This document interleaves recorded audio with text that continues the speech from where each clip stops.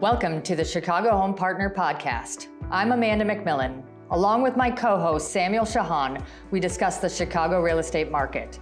Our goal is to educate you on what's actually happening out there and how it impacts your real estate goals. Welcome back to all of our viewers. Thanks so much for being with us. We're super excited to have you here. We are once again on location. We're super excited. Yeah, tell us about this listing. We're once again at one of our new listings. This one is in the Pocket Listing Network, so it's not available to the general public yet. Yes. Us agents have a little bit of a sneak peek, and you viewers are getting a sneak peek now. This is a really exciting one. Everybody knows that I like things that are just a little bit different and a little bit special. Not too special, but a little bit special. We are in the absolute heart of Bucktown, one of our favorite neighborhoods. Yes. This is a building. This is actually one of Papa George's second condo buildings in the city. He's obviously gone on to be a very big architect, designer, and builder throughout the city. Yeah. What makes this so special is that it's a little unique, right? It's a very large 2-bedroom. It's over 1,500 square feet. We are in the heart of the area, but we are on the quiet backside. We are flooded with light and windows and space. Yeah. It's big, it's stylish, it's cool. It's sexy. It is literally sexy. All the finishes that she picked were just like fantastic, and it's just upgraded and beautiful. Well, what's really interesting about it is our client is an original owner. She showed up, and she tells the story that she showed up. It was just like a trailer park here to sell the design center. Yeah. She tells the story that she almost gave her keys to a homeless guy because she thought it was the valet. Oh, gosh, she was coming from a different area. Luckily, she didn't. She came in and she selected this unit. She designed it and changed things up in the design. So this unit has things that none of the other units had. So she redesigned the floor plan then. And in the last couple of years, she worked with a fantastic designer to come really bring it back to life with some great design features. So yeah, it's an exciting one. They did really, really good. Yeah, for sure. So what have you been up to? It's spring season. Everything's like coming to life now, I feel like. The green, the flowers, the trees, everything that makes me so, so happy. The 80-degree day, and then the 30-degree snowy day, and the 80-degree day. What did they say? Second winter, third winter, yes, whatever the case. 12 seasons of Chicago. We did take advantage of that week, though. We took time to have that Friday night. It was so nice. We walked down towards the boulevard. We live over by Logan Boulevard. We walked down to the boulevard. We had dinner outside at El Cid. I love El Cid for good Mexican. And it was a great night just being outside and enjoying, knowing that we're not quite there yet. It was a good teaser. Yeah, I love that. Were you able to take advantage of some of that weather? I did. So I am in the throngs of Ironman training. And so literally I'm 3 weeks out, which is, by the time this actually airs, it'll be like I'll be overseas. But I did my 15-mile run that day. So it was Me too. So I did those nice. times. Yeah. But it was so nice, like running through the city and like also the lake path. I mean, it's such an amazing time. And it's like, it felt like, right, we had that week and everybody, it's like with a snap of the fingers, was out and enjoying. And like, yeah, we know. I feel like I love Chicago for that reason. It's like everyone just spills over into the exterior. It's, in my opinion, the best metropolitan city to be in during the summertime months for certain. Yeah. We take advantage of it like no other. I don't understand why people like leave during the summer. Like, why vacation during that time? Maybe during the winter. Yeah, we're going to talk a little bit more about it, but I think that there's different ways to maybe unplug a little bit. But I agree with you. I love being in the city during the summertime. Yeah. So I also have to follow up and ask, because the last time we talked, I swear to God, you were talking about doing mermaid classes or merman classes. Did that come to fruition? No. I have one picture of me in a mermaid costume from scuba diving classes, but I haven't done anything. Okay, so you dressed up for the play, but you didn't get to act with it. Yeah, I essentially just played with myself for like 3 minutes, and then I was like, okay, I got to put it back, fortunately. But and then you've also been at spring break. Yeah, we had spring breaks. We went down to Florida. I've got a lot of family down in Florida. All of the grandparents were down there, so we went and we spent some good family time. We got a little bit of swimming in. We got to do some of the theme parks. We actually went. It was kind of fun to the biggest water slide park I've ever been to in my life. I thought it was in Wisconsin at Wisconsin Dells. I didn't say the biggest one out there. I said the biggest one that I've ever been to. Oh, got you. You've never been to Wisconsin Dells? Not for a very, very long time. Okay. There may be a larger water park there, but I had never been on. I'm like, this is false advertising because I'm from Wisconsin and they've been advertising, hey, this is the world's largest water park. I feel gypped in my childhood. I'm going to have to go to Florida now. Absolutely, absolutely. But anyway, so we had a great time. It was great to get a little dose of vitamin D, a little bit of sunshine, and kind of came back and really revving up because spring market is Here. Yeah, we have a lot of properties coming on. I'm a little tired. Great. I'm a little tired. This is the time of year that... Well, you look fabulous. I know you don't sleep a lot during this time. I don't, but I like to think that I'm filling my days with a lot of things that I love to do, and the market is absolutely one of them. So maybe before we jump in, we have a lot of great questions today, but before we jump in, like, what the heck is happening out there? What's happening in your world in real estate? Well, so we are preparing a lot of listings, which is really great. Hopefully trying to correct some of this inventory issue, which has been phenomenal. But because of the lack of inventory, we like literally are seeing so many people out. So, I mean, we just did an open house this last weekend. I did, and there were literally over 100 people who came through. It's like crowd. Which is it? Literally, yeah, exactly. You don't really talk to anybody. It would be like they come up in sets of 10. I felt like going to Disney and one of like the operators Scan your ticket here. Exactly. Wait here. I almost wanted to like have like a voice recording and then put it on the loudspeakers because thank you for, hi, my name is Samuel. Like, thank you for coming. I'm here to help your experience through this ride. You know, avoid other people, but here are the details of the property, and then just put it on loop over the loudspeakers. So then I didn't have to like actually. Welcome to. Yeah, but it literally was like just controlled chaos. Well, kind of off of that 100 groups through our grand opening, right? Which we're very excited about because we did a lot of marketing to have that impact. We ended up with 21 offers on that property. I know, we're legal. Let's go have a cocktail. Our property is great. No, we ended up with 21 offers, which is a very exciting time, but also a very hectic time. You know, with properties like that, we always say it's not necessarily getting contracts is easy. Figuring out who's committed to that property, who's writing an offer because they don't want to lose it, what's the right team to give us success. There's a lot of things that go into that then can get more challenging for certain. And we'll talk about like etiquette with buyers. That's one of our questions today. Yeah, because literally with 21 offers, people made right moves and then people made bad moves. And so we want to really talk about that as well. So in terms of that, though, that's the interesting thing that I'm seeing in the market right now is that certain markets feel very, very hot and certain markets don't cooler, right? Our condo market in more popular locations feels really hot. Pretty much the stuff that we're putting on feels really hectic, really, really chaotic. Yeah. Single family homes on the Northwest side, more affordable. That one's on fire as well. We're seeing a lot of multiple bids. Popular location single family homes, but on the more affordable side within those locations still. Yeah. Really, really kind of crazy markets. But what we're seeing is not every market's like that. No. Right? I mean, we have been seeing a lot of like multiple offers and all of that stuff. But not everywhere. So what I've noticed, right? Gold Coast row homes. There's a little bit more inventory and those are sitting. Those are a little bit tougher right now.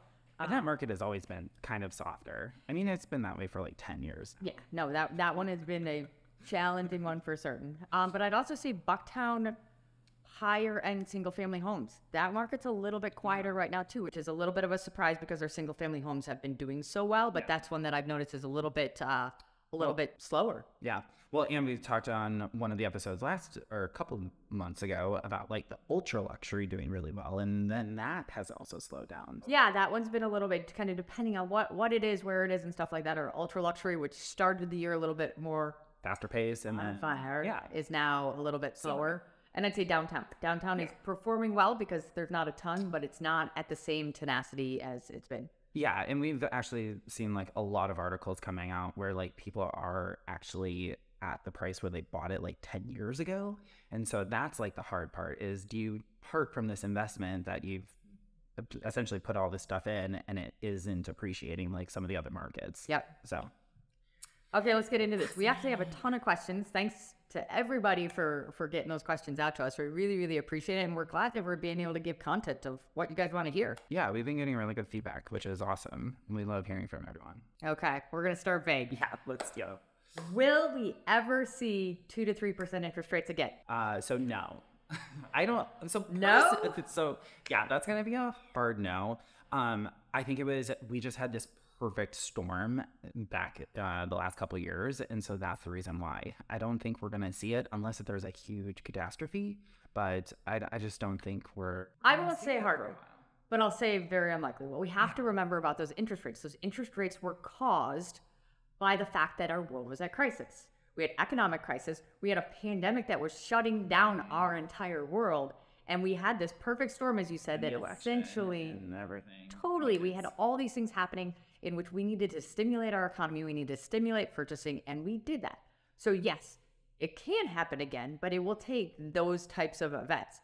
More normal, healthy rates are going to be between 5 and 7%. That is what we tend to actually want. It doesn't increase our purchasing power, but it's what we need and want to have our economy and our market being more healthy. Yeah, to get it steady. Or sorry. So what are the top things that buyers want in a property today? Ooh, the buyer wish list. What things are people looking for in homes today? I think there's a lot of things that we've seen that are continuing kind of off of that post-COVID trend. Remote work is a big deal, right? People want home offices for certain. I tend to find that with a lot of my clients is that they're moving away from the completely open floor plans, but they want a little bit of separation and things. They want a little bit of space. A lot of it comes back to that home work or that flexibility, whether it's needed or might be needed in the future. For me, the really, really big thing is turnkey. Like, people don't want to do work right now for the most part. I mean, obviously, that's not the people that are looking for something specific, a project, but the majority of people don't want to do construction. They want to walk in. They want it to be their style. They want to go with it, and they want to move on. Those are the big things that I'm seeing in the market right now. Yeah. I think like Instagram ready. Like, honestly, just having like everything just prepared. So similar going back to like they want move-in ready. Yeah. I think that is like the big thing. I mean, obviously, when you're looking at photos and online, you need to stand out. Yeah, construction costs are really expensive right now. Yeah. Contractors are a little bit hard to work with. We're getting conversations all the time saying, oh, so-and-so's not showing up. So I think turnkey is a really big deal right now. Yeah. I also think building maintenance is actually a big thing as well. I mean, like everybody who's like coming through properties, I feel like a lot of our buyers are a lot more educated. Yeah. And so they're actually asking a lot of those questions. So making sure that the blocks are sealed, that the roof is done. Like, Yeah. I feel like more people are asking those questions. For certain, yeah, definitely more savvy buyers, which is interesting. We read that article the other day, or I read the article. We did. It's okay.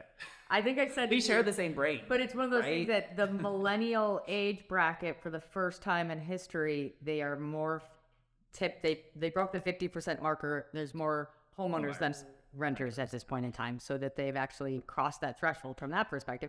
And that was a market that even just a few years ago, they wanted to be free and transient, not tied down. Now, obviously, they're seeing the value in home ownership. Which I think that has I think they still are transient. I think they just want like the flexibility as well. So like a lot of them are asking about rental rates and all of that stuff. This is a good one. What not to do in a multiple bid? Yeah. Well, so the first thing is don't call the list as a buyer. Do not call the listing agent and vomit essentially everything about your life, because we use that against you, unfortunately. So that's a good one. I'm actually going to jump in and tell a story off of this. Yeah, exactly. Our multiple bid this week, right? We had 21 offers. During the week, a buyer got my cell phone and they sent me a text to basically say, hi, I'm so-and-so. I'm very excited about your listing. I'm working with so-and-so. By the way, I just canceled a deal with another property because of inspection issues, and I can't wait to see yours. How can I get it? I politely responded to call their agent to contact me. Their agent then contacted me and told me the whole same thing, which, once again, if I'm looking through 21 offers, somebody that has just canceled a deal because of inspection items, that's going to be a little bit of a red flag for me. So I think for me, the big things are, we always tell our clients, you will get every question answered in this, and we want to make sure that we're making smart decisions, but we don't want to come across as high maintenance. We don't want to be alarmist. We don't want to leave a negative impression on the listing agent going into it. So kind of that idea of literally getting the offer accepted, asking very, very basic questions. If you have more questions, do that once you're chosen. If I get a laundry list of questions from an agent with 25 questions before we've even seen the property, I appreciate the due diligence. Don't get me wrong in that. But that is a little bit of a check mark in the back of my head. If they said, hey, I noticed a little bit of warping of the floor by the back door. Do you know what happened? Well, of course I know what happened. It's a back door. I'm sure snow piled up against it. I'm sure that it leaked a little bit. I'm sure that there's a little bit of moisture damage from some point in time. But that just kind of gives us a little bit of a signal when we're trying to find a reason why each offer isn't necessarily going to be our winning one. Why? Yeah. Who do we have most confidence in getting across the finish line? Yeah, because we talked about getting, like, you could make as much money as possible, but if you don't close it, then that money is nothing at the end of the day. The other big thing, right, and maybe this isn't what not to do, but what to do, is work with a great agent and a great team. Yeah, it helps. Because that's the thing. If I have two offers that are eye to eye, if they are neck and neck, totally even, absolutely. When the seller says, hey, where do you have confidence? If I know an agent, if I've had experience with them, if they do a lot of business and have navigated a lot of things, the likelihood of me saying, hey, I've worked with this person before. I know they give sensible advice. I know their team. I know their attorney. I know their lender. I know all these pieces.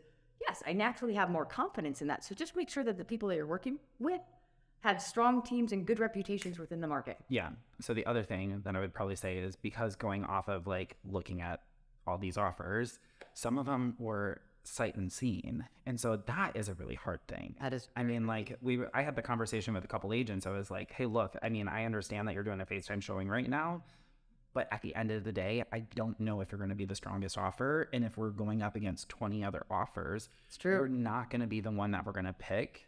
At least make sure, like, try and get into the property, or send them a real vision or something that we can kind of solidify it. No, that's a fabulous point. We understand it's hard, right? Some people are trying to buy from across the country, and we get that they can't get in. But the reality is as somebody that's representing the seller, the last thing we want is somebody to come in. I know you had this. Yeah, I just had this with one of your listings that you guys ended up having to take it. It wasn't as competitive of a market. Yep. And they agreed to it. You negotiated. You had a great deal. And they walked in the first time and they said, no, thank you. This isn't for us. Yeah. So getting in a property is definitely an important check mark from that perspective. Okay, this is fun.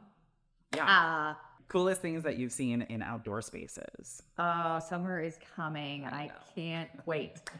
Coolest things I've seen in outdoor spaces. I've seen a lot of really cool stuff. I think one of my favorite outdoor spaces that I've seen that I sold, there was a 2,000 square foot footprint. I sold this condo. Outdoor space, 2,000 square feet of the whole building was 2,000 square feet. Oh, gotcha. Okay, cool. It was an oversized lot. It was an oversized condo. It was the top floor, and they had the whole outdoor deck. The whole roof deck. So it was about 2,000 square feet, and they essentially recreated a condo up there. So they had an outdoor kitchen. They had an outdoor dining room. They had an outdoor living room. They had a putting green. They had a grilling station. This thing was amazing. Now, the hardest thing is with outdoor space, every time I look at a client and they say, hey, I really want to do up my deck right, really overdoing roof decks and outdoor space, I always say that's an investment in yourself. Yeah. You don't get the money back. Those don't have a great investment long term. You are investing in yourself. You are investing in your happiness. Now, absolutely, having good outdoor space is important and valuable, but when you want to take it from good to freaking amazing, at freaking amazing, that doesn't have value to take forward. A lot of people come in and say, oh my God, it's awesome, but they don't necessarily want to pay for it. Yeah. What about you? What's the best outdoor space you've seen? The best outdoor... And you can use my Aldine listing. Oh, yeah, of course. That's a close number second. Yeah. So I actually sold a property right around the corner from Aldine last year, and my buyer bought it, and it was similar to your story, like full outdoor kitchen and dining room and a pergola and like turf grass on one side so that they could do a outdoor lounge area, like a tanning side. Yeah. And then, they had like a water feature and everything. So yeah, it was really great.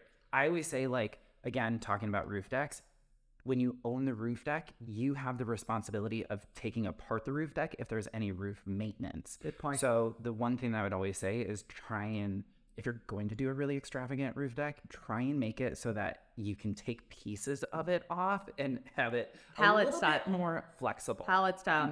We see more pavers up there now and stuff like that. But yeah, timber is very tough because when you bring it up. Yep. So more pallet style is definitely a great thing. I actually remember this kind of a funny story.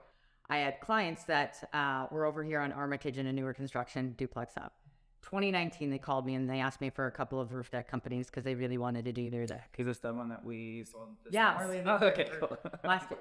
Yeah. And I said to them, I said, hey guys, here's the company that I would recommend. Here's how I would do it. The one thing that I would really, really note is that This is an investment in yourself, right? Yeah. So that when we go to sell this, if you spend $95,000 doing this, it's not going to be worth $95,000. I'm always very, very clear on that. And they said, absolutely, we want to do this for ourselves. They got everything done. I swear to God, the paint was dry, so to say, like by the beginning of 2020, right before the pandemic. Oh, no. That's great. That was great. That was the good part. It's like they were okay to do it for themselves, but the fact that they finished literally as the pandemic was starting, they said it was the most amazing experience ever because they were able to like live on their deck. So yeah, and that was such a beautiful roof deck. That was a good one too, right? I've had a lot, so it's hard to just pick one. So popular second home destinations for city dwellers. Oh, this is a fun one. This is a topic. Popular second home destinations. Second homes became a bigger thing during the pandemic, right? Yeah. We travel differently. We work differently. We have the ability to do things differently. So we actually saw our second home market kind of really go through the roof. Yep. In my mind, there's two different ways to look at it. There's what we saw a lot of the city do is what's local to here. We saw a lot go to Wisconsin. We saw a lot go to Michigan. We saw a lot go to Indiana. Those are very natural within 2 hours.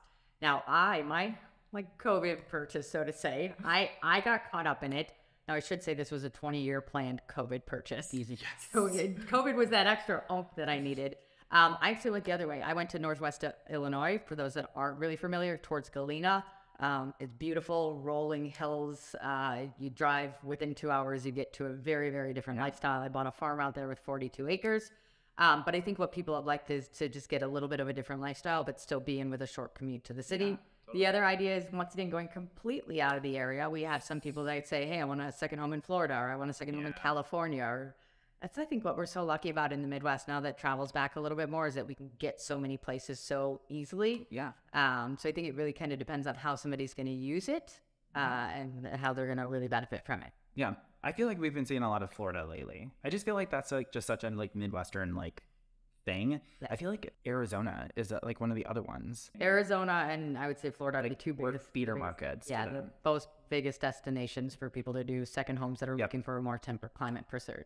Yeah. But I will say our more local stuff is what really went crazy throughout the last couple of years during COVID because people had that opportunity to change to do it. I mean, we always laugh because so many agents took advantage of that ability as well. I can't tell you how many agents that I know that kind of said, okay, so now's the time. I'm going to New Buffalo for a couple of days and really have enjoyed that aspect. And I think that's one of the great things about being in the city is that we have this ability to be in the city, to enjoy the city, love the city, right? But we can also unplug, go somewhere that's not too far and unwind. Now, most people that I know that have kind of gone this second home route, a lot of them are looking at it from a little bit of an investment as well and kind of looking to say, hey, we've talked about it before.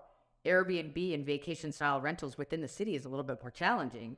But somewhere else. You go to a single family home somewhere else. Our farm in Northwest Illinois, absolutely. That's what you guys are gonna do. We have people that come in and rent it when we're not there and just to get out of the city to let their kids and dogs run free. From that perspective. So there is an investment side of that as well, personal investment as well as a financial investment in the grand scope of things. Yeah, love that. Oh, now we're getting into some more fun stuff, right? Yay! We like fun questions. Yeah, we love Chicago. Yay, Chicago. Chicago in the summer. We're on the brink of summer. Favorite summer fests and summer activities? Oh my God, there's so many good festivals. I feel like the summer is like the best part of being in Chicago. But I would say my favorites are Midsummer Fest up in Andersonville. I feel like it's just very quaint and cute. Obviously, Andersonville has like the strip on Clark Street and all these restaurants are open and everyone just kind of like floods through it. And it's just such a fun one.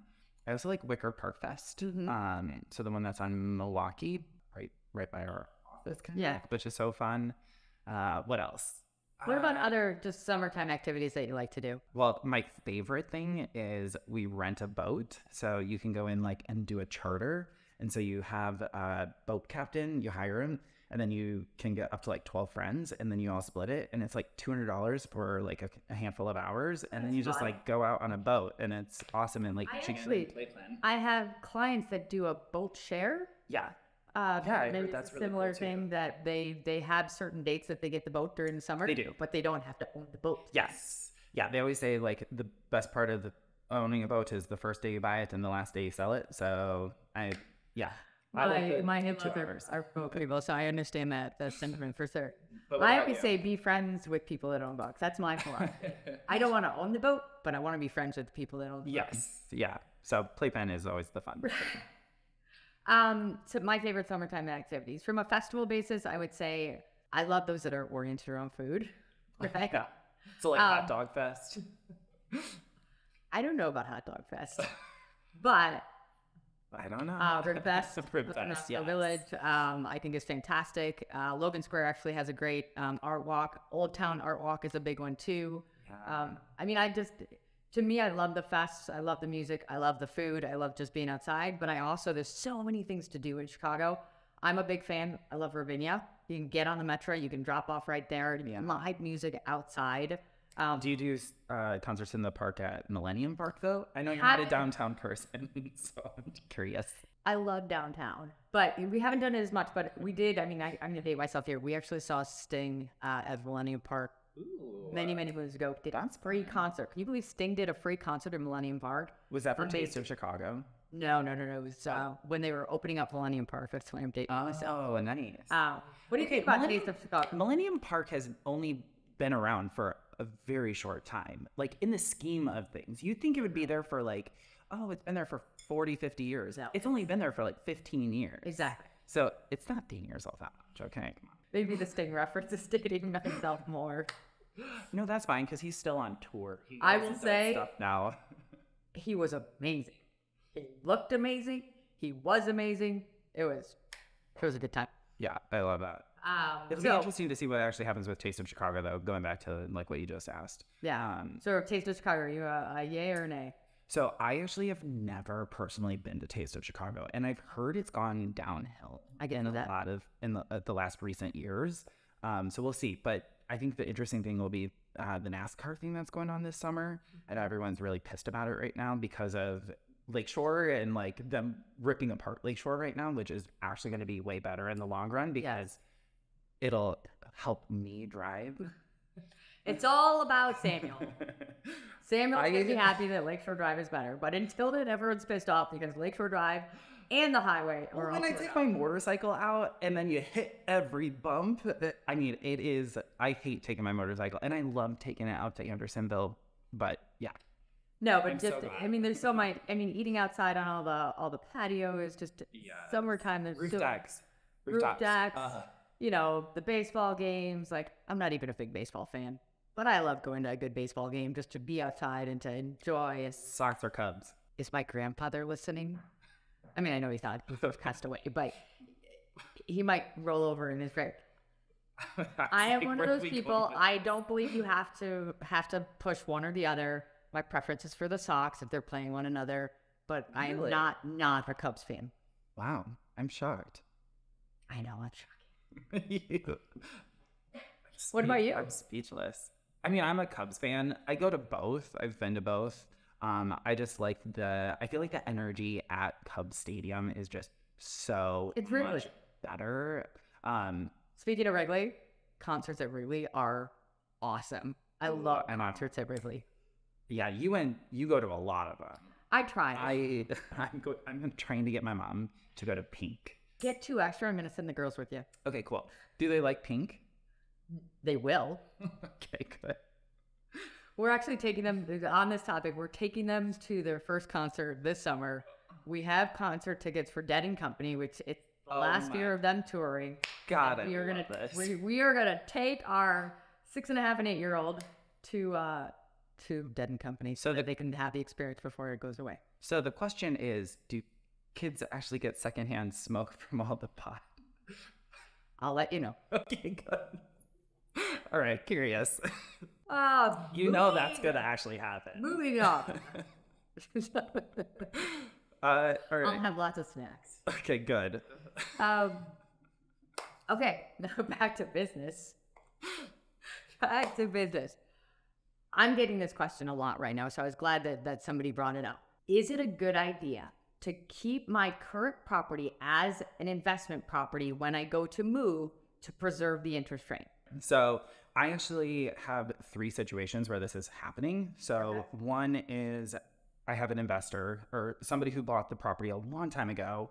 they've had it rented. They had a really bad renter. Only bad renter. Really, now they have a great renter. And so that is one thing that you really want to pay attention to. Are you able to handle tenants?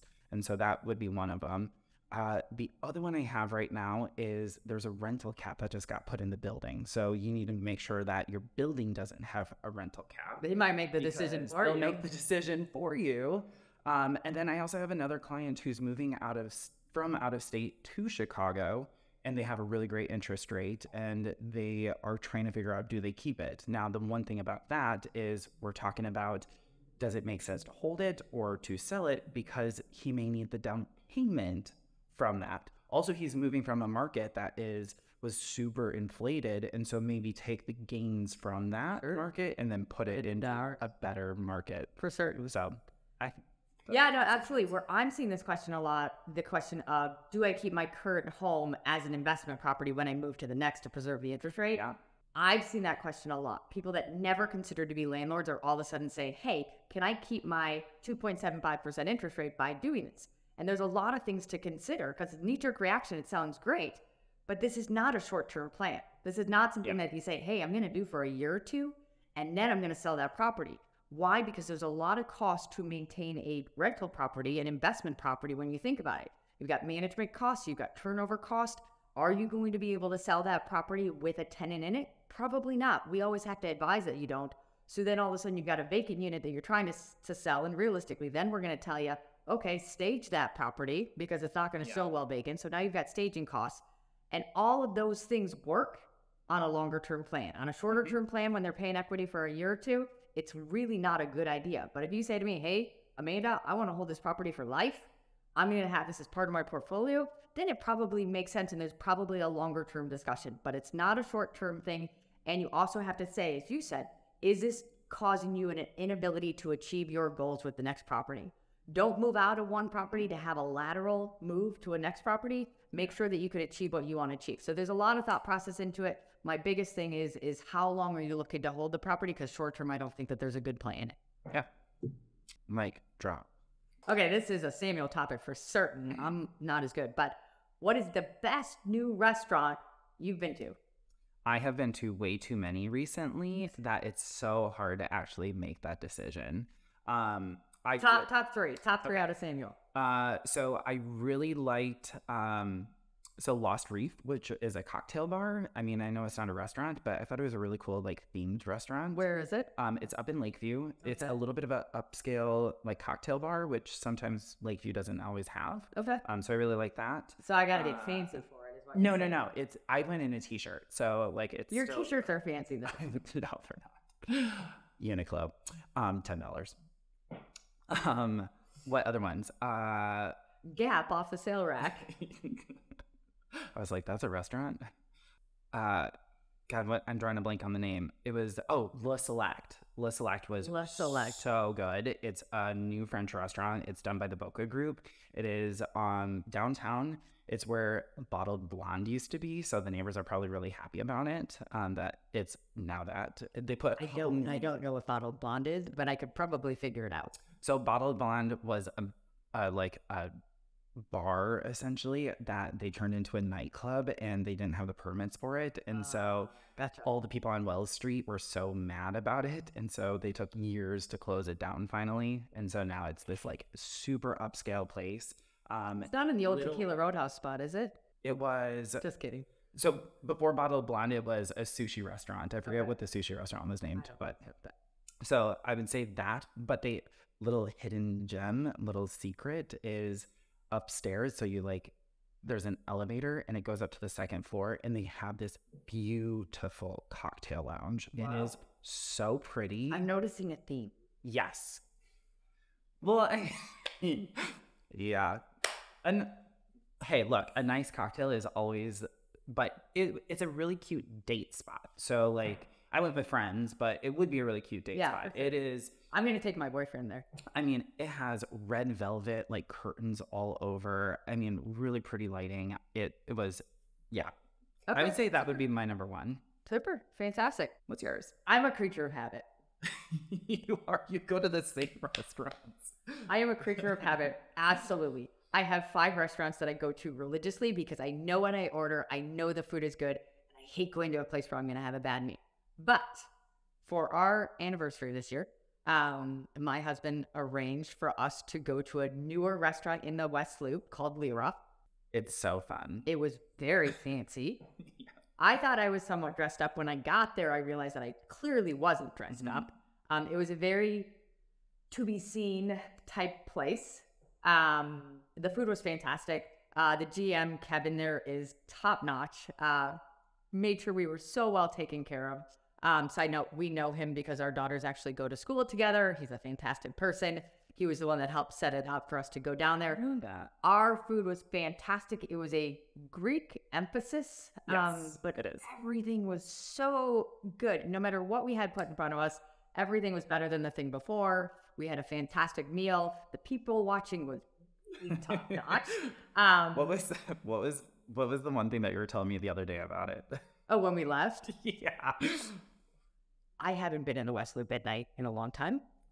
We walked out, and first of all, there was a line around the corner to get in, which kind of blew my mind. It's been a while since I've been part of that scene, so to say.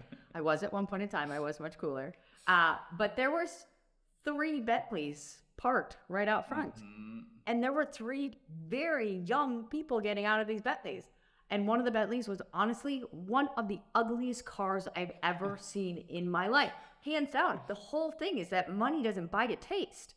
The Bentley was the ugliest thing. It was blinged out in ways that a car shouldn't be blinged out. And he opened up the door and it had orange. Orange is in the fruit. Not like burnt or anything like that. It had orange leather on the inside. It wasn't a stylized orange. Oh, no. Okay. It was terribly ugly. But there were 3 Bentleys outside. Regardless, food was fantastic. Drinks were fantastic. The vibe was fun. They did this thing that if you had a birthday, they had these gigantic sparklers. They're a little phallic looking, to be completely honest, but they come out and they go, and you see the little staff going around. So it was, I think, a great place for not only a date, but for a big event. They actually do it after every, so at night, after everyone turns into a nightclub. It turns into a nightclub, and they have a really good DJ that performs there on the weekends, and it's so fun. And yes, it is packed, and everyone has a sparkler. I laugh and I joke that I'm just gonna sneak a sparkler in my pants and then light it by myself just to look a little cooler, but on a discount. You know how you go to Aldi and sparkler. We can work on that. Anyways, we're down to our last question. Yay. This is actually a really, really good one, and this is one that I was surprised to get. What's the best way to keep up to date with our neighborhood activity when we're not buying and selling? Binoculars. But I don't know. I guess not binoculars. That would actually be a little creepy. Let's set them up on a telescope. Yeah. Actually, I have somebody tell a story about that the other day, and I was like, okay. So I would actually set them up on Zenlist. So give them kind of a pulse of the neighborhood. We can set them up on alerts, and so it could be daily, they could get it weekly, they could get it monthly, and we can just kind of pare it down to similar properties. So I know what Zenlist is, but I'm guessing that a lot of people don't. What's Zenlist? Yeah, so Zenlist is our local search platform. It's an app. It's also a computer desktop thing. Those archaic computer things that I can't get rid of. I can't figure out my computers. I literally had to have a friend come over and clean mine out so I could move faster. But yeah, so it's this online search platform that is actually really, really user friendly, which is fantastic. Yeah, no, I agree with that 1,000%. It is the best way to keep our clients up to date on what's happening in the market when they're not in the market, is to basically deliver our properties, the surrounding neighborhood, everything that's happening to their app or inboxes. That doesn't have to be daily like when you're buying. It can be weekly, it can be monthly, just to kind of give them a snapshot of what's happening, what's active, what's sold, what's going under contract, what's not selling, all of that good stuff. We can deliver right to people's inboxes. So if people want to do that and they are not in the market now, no problem at all. We're happy to help keep people updated. And even if you're just nosy, even if it's not, hey, I'm going to buy in a year or two, you don't need to call and give us any story about it. If you want to say, I'm just curious what my neighbors have paid for their houses, we can help you on that. Yeah. I guess outside of real estate, I always suggest like joining like Instagram, like neighborhood The stuff. neighborhood groups. I think those are always like really good. For sure. I just always say be cognizant of joining stuff about like safety and crime because there's a lot of those out there, and I think it just over inundates people, and I think people are just it is a little bit too bad. There's a lot of alarmists for certain. Yeah. And that's where I think that's a great thing to notice, that you have to be careful of what you join for it. I think that there's some great Facebook groups, Instagram groups, those types of things, getting good content, but take it with a grain of salt because where that's unfiltered data, right? Yeah. That's coming from the people that are doing it. Yeah. So that's all we've got for today. Yay, we survived. We didn't survive. We thrived. We were I thriving. don't know. Until next time, Chicago. Until next time, Chicago.